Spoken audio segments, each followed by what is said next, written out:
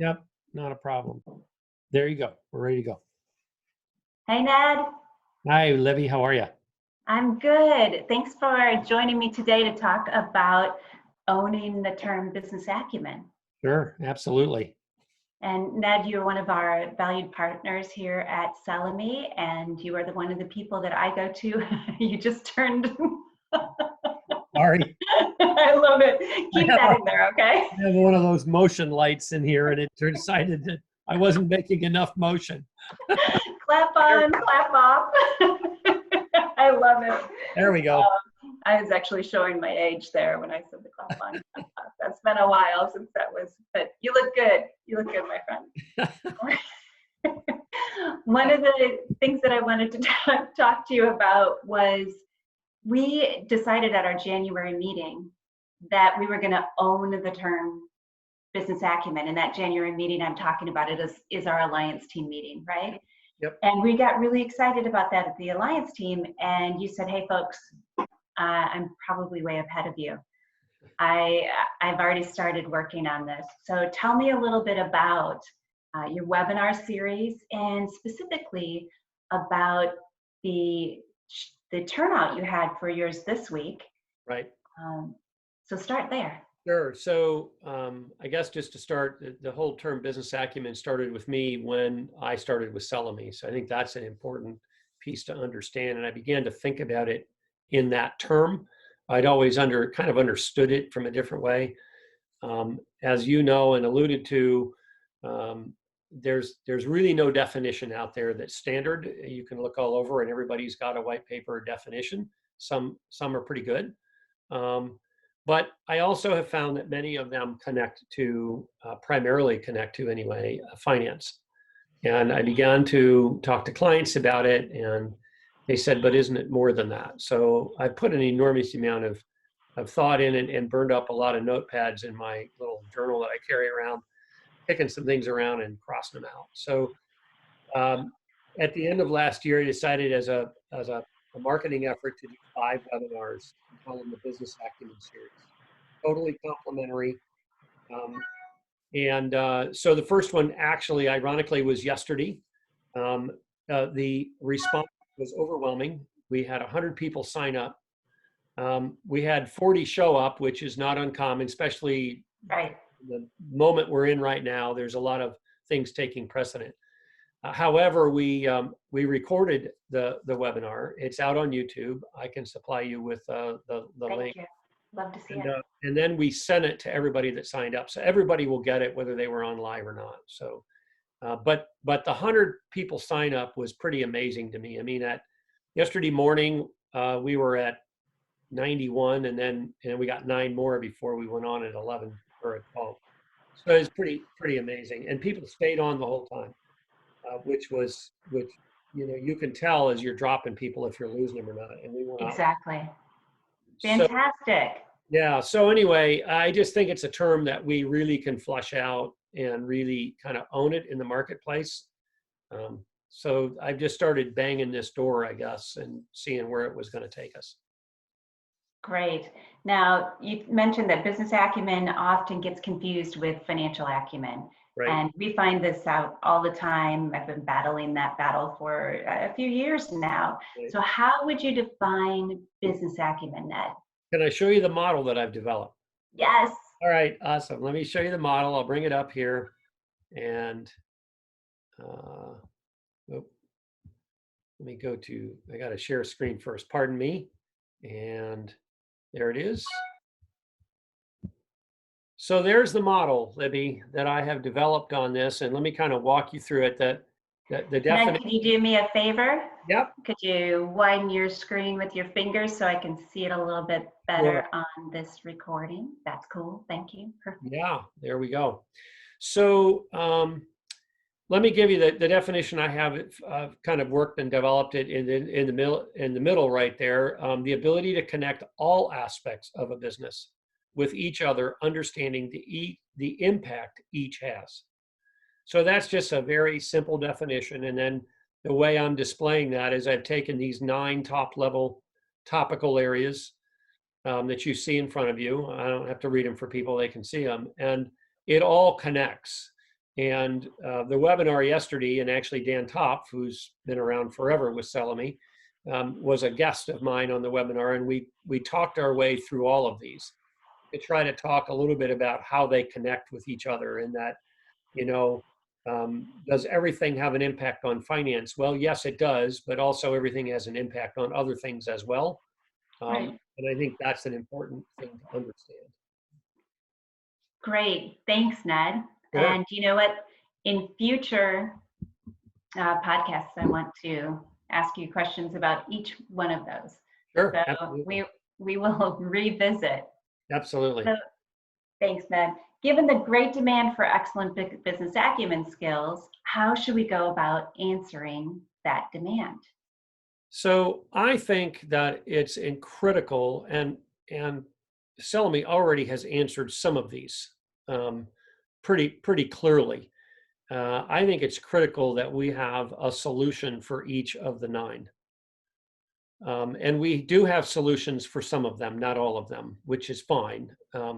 But we, as an example, I think everybody that's a Selamist can look at these and figure out which solution is which. But, Right. Product, service, and delivery, the first thing I think of is partner stock, right? Yeah. And very possibly Agile could be looped into that, although some of these might be a solution for more than one. But I think it's critical that we have a solution for each and every one of these, and somewhere along the line, we link them together in each solution. Now we can, I love that. needs necessarily, Libby, be built into the simulation itself, but I think it is something that facilitators need to do. Somehow it needs to get done. Find that red thread and weave it all the way through. Yes. So that even if we were working with a specific company and we gave them this array of business acumen and we looked at their specific issues, Right. But as the curriculum is built, we can weave that common thread through. Yes. Yes. Loving it.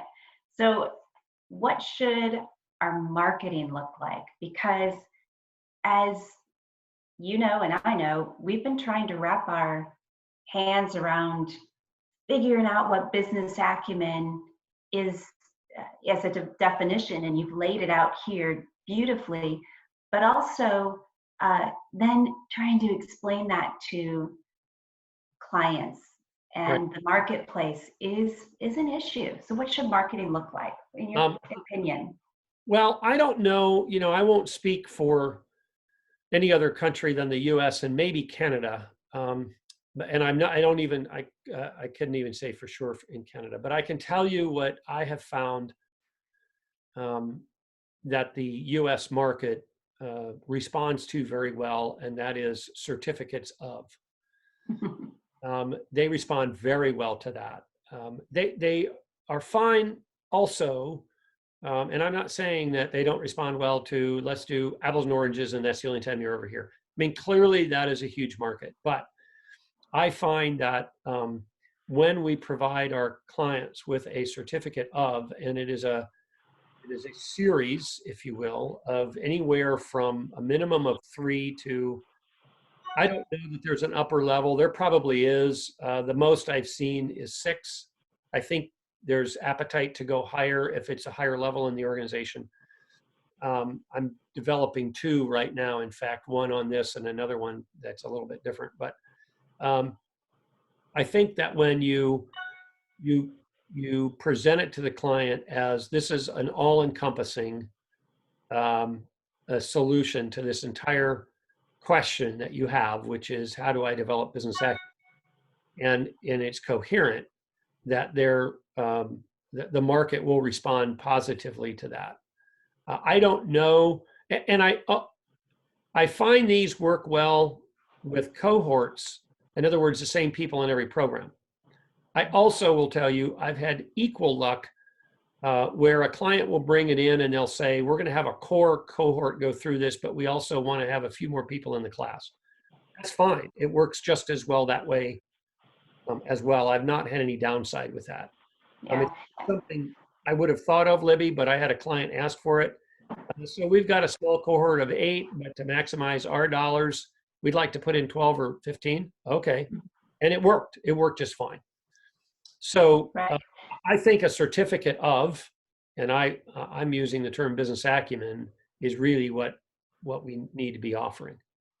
Yeah, and you know what, I'm going to go off script a little bit because I'm going to latch on to this idea just for a minute and specifically talk about the younger generation and how they are, whether we like it or not, they are hopping from job to job because they feel, the research shows that they feel that that's where they capture leadership skills, that's where they get this wide array of experience, and they can get more and more be more and more of an asset to the market. Absolutely. So, and certificates or badges in business acumen, in my opinion, my humble opinion, would be hugely desirable Yes. for that crowd. Yes. So, yeah, thoughts on that? I agree. Anything that, Well, you know, what does it look it's like?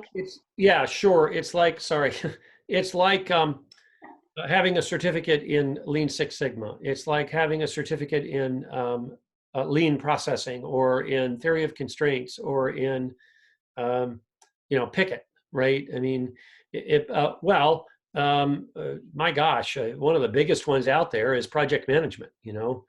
Yep. Good Lord, you could develop this into a test at the end, which I've thought about, and be a certified, business acumen specialist or something along those lines. So, yeah, I mean, I think those are massive. I also think that it creates then the opportunity to offer continuing ed credits that could be sold by the facilitators through us, but they also could be other things as well.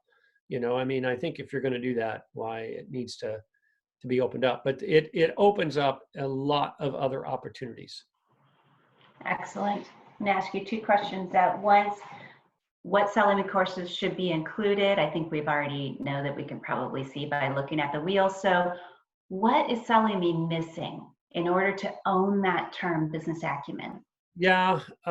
If you were going to, I mean, now, obviously you could modify the model, and I'm not saying this is the end all, it's the one I'm currently using, but right. But if I were to use this as our baseline, we don't have a simulation strictly on leadership development. We do not have a solution for that. And I think that's a huge missing piece. We don't have one strictly on employee training. We have one that kind of nibbles at the edge in Tango. You kind of talk about it a little bit, but it's not really there. We don't have a solution for that. And maybe, there may be some of these that I would tell you that maybe to build this out really robust, that it's not, that maybe Selmy doesn't have a solution for every single one, right? We could intersperse some other things in here, and I've given that a great amount of thought as well. We have one a little bit on human resources. I would say Tango would fall there, at least in the talent development side of the house, and talent acquisition side of the house, but not necessarily in the mechanical parts of HR, sure, the laws, and so on and so forth. And I don't know that we really have one on developing organizational culture. We have some that kind of nibble around there, but I don't think that we have something that falls directly in there. If we were to get a design thinking one, we would certainly take care of innovation. If that's going to roll forward, then I think we'd be great there. I see the rest of them, frankly, satisfied by multiple different simulations. Yeah. I've actually created levels of this. So a certificate for the senior level, maybe the VP director level, and the manager level. So what does that look like, Ned? Well, maybe at the manager level, the business strategy is performance, but at the other two, it's decision-based. So I kind of look at that and say, do we have a level that is could be run in a shorter amount of time and maybe at a lower price point, but fits that level of employee for what they need? And then we have it for the senior leadership group that is going to take much longer. Maybe it's a year for them to get through the program. And I also see this as being a blended, both in-person and online, and offline. And what I mean by offline is case studies that they have to think about. I mean, almost, I say this very, very lightly, please don't anybody have heart failure over this, but almost an MBA in a No, I form, don't. I get it. Yeah. right? Where they've got work to do on their own to come back. So I see this as all encompassing. It's in face, it's in person, it's online, and it's offline. I see all three taking place. I love it. Yeah. So the advantages of owning the term business acumen. I mean, I just think this is such an exciting concept that we're kind of latching onto here, right? Right. We want to own that term. We want Cellamy to be in the forefront of owning the term business acumen, and we want to sanction. Now, your business is moving forward, but what are the advantages of owning this? Well, I think the advantage of owning it is almost. I think I try to think of an example that I could give you that at least that's in our space, and I would suppose that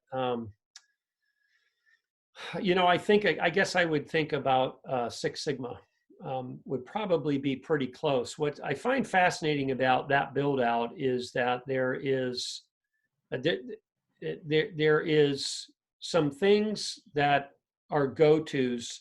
So as an example, I don't care who teaches a Six Sigma course, whether it's a college or a private company that is particularly good at it, all of them buy the software Minitabs and Quality Companion. Every last one of them. They all buy the little, from the same vendor, I might add, the little catapult thing to run the experiments and some of the other items, right? So I think this is something that when you own it, we could go then to our current CSPs and maybe others as well and say, yes, you could provide this certificate for your client, and here's what you have to use in order to provide this certificate. Yeah. And if you own it, it makes it very difficult for somebody else to do it. There's a lot to be said for being first to market with something. Others can still compete with you, but they're always a step behind you. Yep. And we are the gold standard. Right. And you've developed the standard and everybody else has to not live up to it. And so I think that gives you a massive leverage over competitors. Massive. Yeah, and I agree. I'm going to make a comment about what you just said, that Lean Six Sigma, right? And everybody's talking about what black belt they are. And I used to just kind of laugh when I go through certain companies' profiles, because everybody would have it. I mean, when they'd email me, they'd tell me that they were a green belt, and I'd be like, oh, that's just so super awesome. But, they were actually really proud of that, and I'm doing it and making light of it now. But if we could think of something that is marketable like that, and so that people that can then wear that badge on the level that they are, right. And then when they get the whole thing, it's like a black belt. I totally get that, right? And so just to comment there, where do you see the largest opportunities for this type of concept?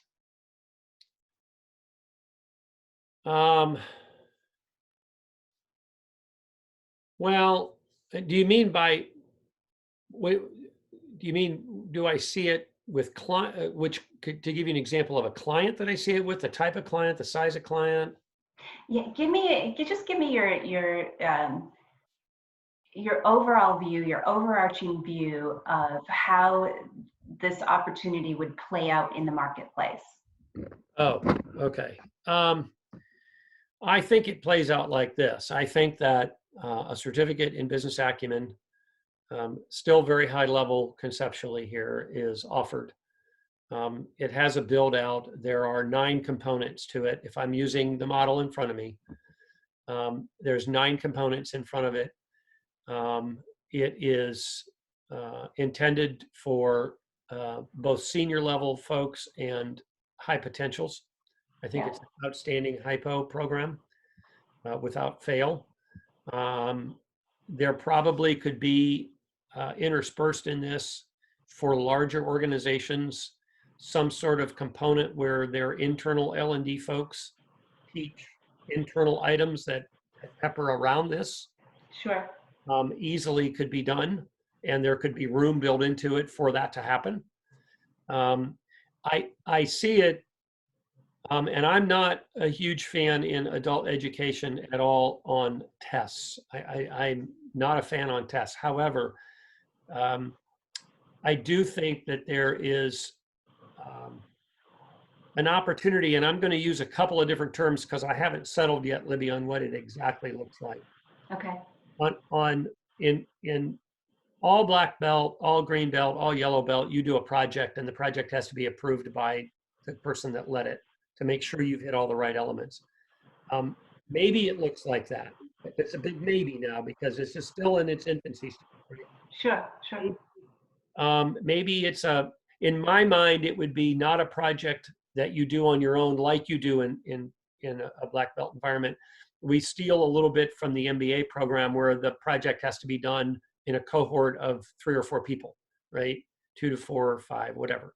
And maybe it's done in a paper, a case study, some sort of a capstone project, if you want to use that terminology. But I think it's more than just attending the programs. And that gives it, in my view, that gives it a couple of things. One, the value I think is much higher. You get somewhat discriminatory about who's going to ultimately walk through the door to take this. People see the value as being not just a give me. And so then you say, you know, it's a different price point now because there's a different value to it. I think that given that we come from the experiential world, we could set the entire L&D world on its head on how this is rolled out. Not only based upon what's used, but what can be done on the back end. And what that capstone, I'll call it a capstone because I don't have any other term for it yet. Right, I get what you're saying. It looks like, and how we might get really, really innovative and say, okay, here's a class of 30 people from company X, right? And I take 10 groups of 5, or 3, pardon me, 10 groups of 3, and I say, okay, each of you are going to have a project to do, and they're all going to do their project. And we leave it up to them how they report it back to us. Maybe they do it in a video. Maybe they do it with some sort of online thing. Maybe they do it in a written case study. Maybe they do it, I don't know how they do it. They do it somehow. Maybe we really, because everybody else says, you'll do it this way, right? Yeah. Maybe we say, everybody else said that. We're going to say something, pardon me, completely different. Mm-hmm. And we're going to let you decide how you're going to report back to us.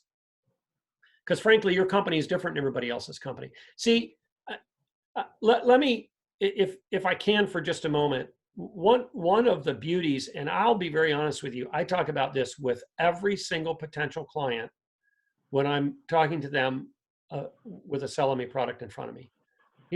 I say this, I don't care what the product is, I don't care what we're talking about, I always get this into the conversation. I say the following, and I'll just act like you're a client for a minute. I say, one of the beauties of the Cellamy line of products is that they have developed these to allow the facilitator to make adjustments almost in the moment and not damage or worry about the product. Yes. Unlike many others who say you cannot change our delivery system, period. Cellamy has done just the opposite and said, change it. Yep, please go for it. Go for it. And then please tell us so we can tell others. Completely different than almost anybody else on the market. So to me, I want to capture that essence. And oh, by the way, when I say that, it's fascinating because clients look at you and go, well, how much does that cost? And you go, well, if it doesn't really cost anything. I always talk about 3 levels of tailoring with the Cellamy product. The first level doesn't cost you anything. We just figure out what we're going to do and what we're going to change. And I steal from Jay Jacobson. It's like an accordion. I can expand or collapse any of these different topical areas in here. You just tell me what you want me to do and I'll figure out how to do it. And we can do this, we can do that, we can do that. And that's just a meeting.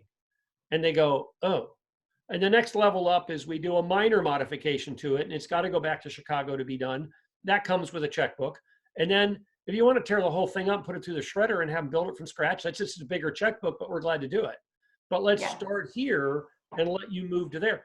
And it's fascinating, Libby, when I say it that way, it seems like the pressure comes off the client to buy the product. It's like, oh, Right. you're, Right. you're removing all these barriers and you're customizing it to what I want.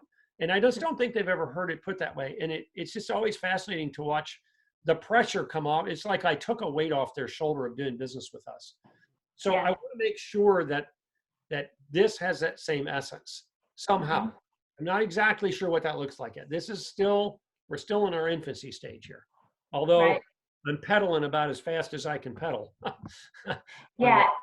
And that aligns with my last question, right? So when we started talking about this at our January 3rd, January 4th meeting, it is too big for any one of us, even Selamy, as a specific company, to take on by ourselves. This is going to be us, right? This is going to be working together with partners Right. to wrap our arms around this and develop it. And I think that's a beautiful thing, and that's something that maybe is bigger than something we've ever done. But in that, what are our biggest priorities? You know, you've got a big idea. You've had a big start to it already. And what are our biggest priorities to move forward? Well, in my mind, here's how I'm looking at this currently, and I'll just share with you. Let's say that I was on my own with this. Let's just let me take it to you from that Yep. place. And I'll just walk you around. I look at finance, and we've got apples and oranges. I look at organizational culture. I'll develop my own. I look at employee training. I already have that developed. I already teach that. It's done. I got it. I look at human resources. We have Tango. I look at business strategy. We've got performance and we've got decision base. I look at marketing and sales, and I believe we have enterprise and or sales endeavor, maybe one or the other, depending, or both. I see product and service delivery, and we've got partner stock. Leadership development could be, frankly, I've got that on my own, but it could be developed by whomever is going to run this. I mean, if let's say it's let's say it's Dan Toft, and he's got his own leadership development thing, and that's where he plugs his own in there. That's fine. Innovative and creativity, we could use another provider, or if Selamy ultimately comes with a design thinking, we could use that, right? You could use Medici, although the only reason I didn't say that initially is because I keep thinking about this at a little higher level. Exactly. I want something a little bit more robust and a little deeper than what that offers. So that's why I haven't. Now, what's beautiful about it is, let's say I want to do this for first level managers. You know, maybe they're 4 or 5 years out of college and they're finally stepping in, and we develop it that way. So now I look at it and I go, okay, we still got apples and oranges, right? But for business strategy, with them, we're doing performance, right? Because it's a different price point, and we all know that clients say the higher up you go, the more money I'm willing to spend on you, and the lower down you are, the less money. Well, that's fine. I get that, you know. So we can expand and construct this for the group. So I'm moving forward saying I'm going to offer something come June or July. It's going to be there because I've already got most of this answered. The good news is I don't have to go out and build programs. If I had to build programs, I'd be looking 2 years down the road. Right. There are other providers that I can slip into some of these things that if I have to, or I'll build them out on my own, one or the other. The organizational culture I would need to build that out a little bit more robust.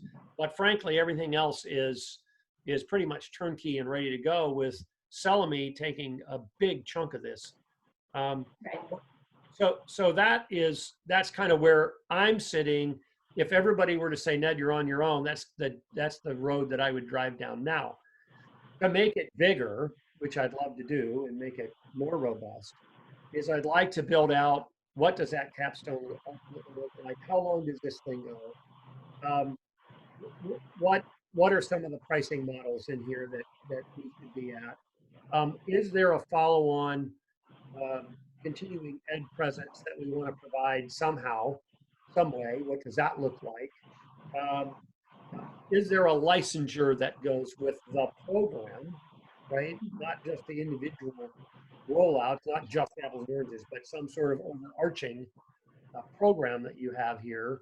I think that there's a lot of those questions that need answered. And then I do believe that if we're going to have this, we need to build out the rest of the programs. I'm really comfortable. I'll give you a great. I am really comfortable with a leadership development program because I've done so much of that. Others in our network might go, that's just not what I've ever done. So I'm going to have to find it from somewhere. And we either help them find it, we do it for them in some sort of a partnership.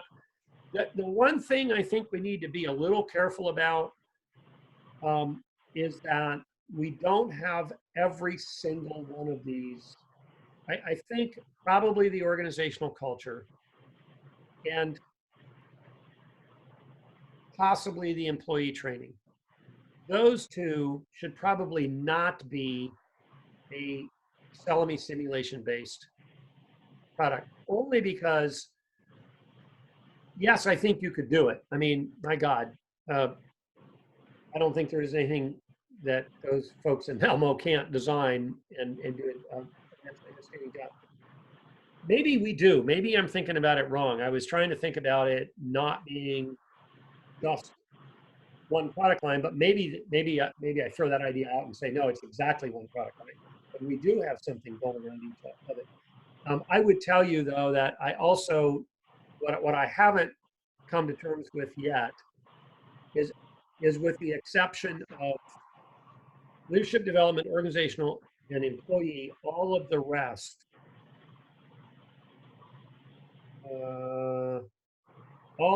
human resources could be, it could include Tango, maybe not, but all of the rest are face-to-face. So if we're going to have an online component, we got to figure out which of these we do online. Yeah, so I think we're getting really granular right now, and that's okay.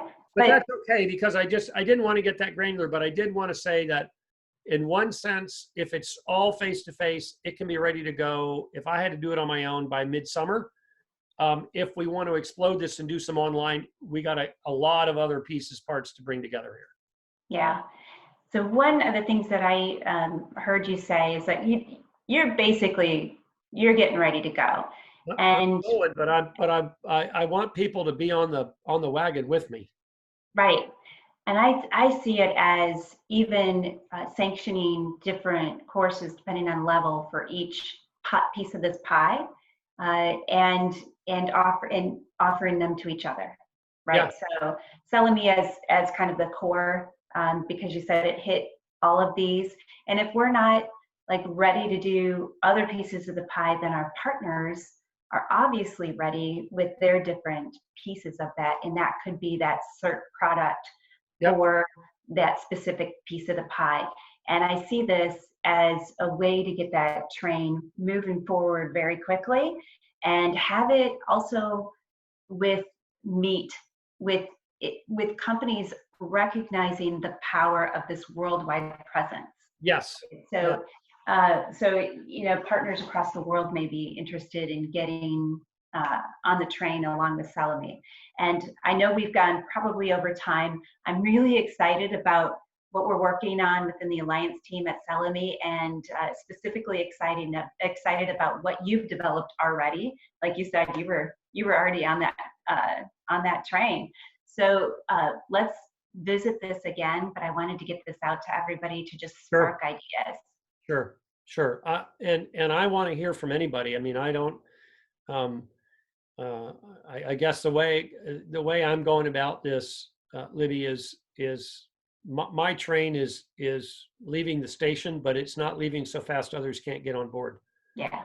But one other thing I wanted to make a note of is the other certificate programs I've been a part of that have, especially the ones that, well, even the ones that only run 3, but the ones that run 6 have been done with usually 5 different facilitators.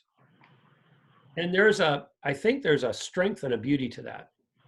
That gives it a much different feel than if it's just one person doing everything. Right, totally agree. And so that's the other thing, that it fits so well into the Selling world, because you build this out and you say, so-and-so is going to do this and so-and-so is going to do that. And maybe it's one of Paul's clients and he's going to do, 4 out of the 9, but he has 5 other facilitators come in and help him with the other 5, right? Or whatever. And I think that's important, because one of the things I've recognized on these certificate programs is the clients see the value in this cadre of faculty.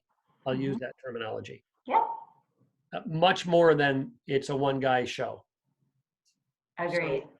So, I would, if I had a client call me tomorrow for this, I don't know that I would do all of them. I think that it would lose credibility. So I would even with your awesomeness, Ned, even with your awesomeness, you may not be a super expert in every single one, right? the thing is, I think we have to be careful. I think we have to all be careful about that. I mean, being a really great facilitator doesn't mean I'm really well versed in a topic. And I think that that's where we bring this. I think that's one of the really powerful things we can bring into this. Agreed.